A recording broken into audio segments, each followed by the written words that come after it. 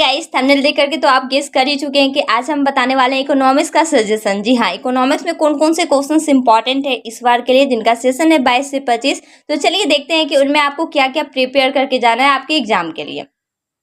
सबसे first question जो आएगा ना, वो आएगा आपका ट्रू फॉल्स का, मतलब सत्य और असत्य का।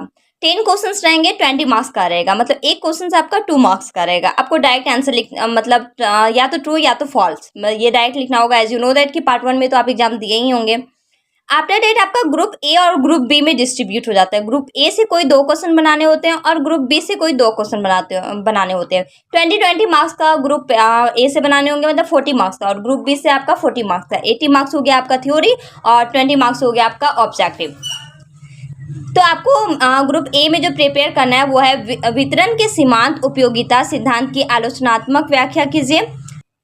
सेकेंड नंबर में आपको प्रिपेयर करना होगा परिवर्तनशील अनुपातों के नियम की विवेचना करें, इसकी दिशाओं एवं उपयोग को बतलाएं। पहला है आपका परिवर्तनशील अनुपातों के नियम बताना होगा, आपने दिशा और फिर उपयोग इसके बताने होंगे आपको। मतलब 2 क्वेश्चन हाई है, दोनों के आंसर लिखने होंगे आपको।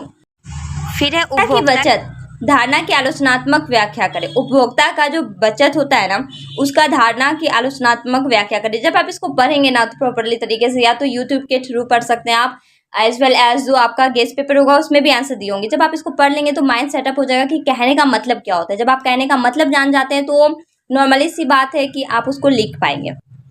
ग्रुप ए में एक और क्वेश्चन मैंने दिया है, मतलब टोटल 4 क्वेश्चंस दिए हैं आपको। मांग के नियम की व्याख्या करें, अपवादों की विवेचना भी करें। मतलब मांग का नियम क्या होता है और इसके अपवादों का विवेचना करना है, मतलब इसमें एक्सेप्शन क्या क्या आते हैं वो भी आपको बताने होंगे। ये ग्रुप ए के क्वेश्चन हुए टोटल 4। फिर है ग्रुप बी। ग्रुप बी में भी आपको 4 ही मैंने कलेक्ट किया। 4 का 4 आपको स्टडी करके जाना होगा, ताकि दोनों ग्रुप ए और ग्रुप बी में से 2 आपका कलेक्ट हो जाए। पहला है आपका केन्स के रोजगार सिद्धांत का वर्णन करें, मतलब केन्स के द्वारा जो रोजगार सिद्धांत दिया गया है उसका वर्णन करना है, उसमें क्या कहा गया है वो बताना है। भारत में केंद्रीय बैंक के मुख्य कार्यों का वर्णन करें, मतलब भारत में जो केंद्रीय बैंक का कार्य होता है ना, जो वर्क होते हैं वो बताने होंगे।